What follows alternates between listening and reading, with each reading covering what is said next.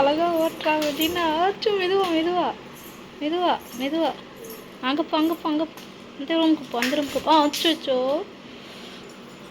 விழுந்துட்டியம்மா.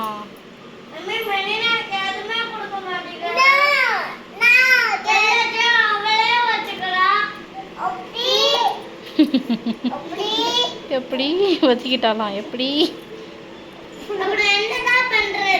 இன்னும் ஒன்று இருக்குல்ல, அதை எடுத்து நீ ஓட்டு ஒரு கல்ல போட்டு. ஒரு கல்ல தான் போட்டு ஓட்டுவா.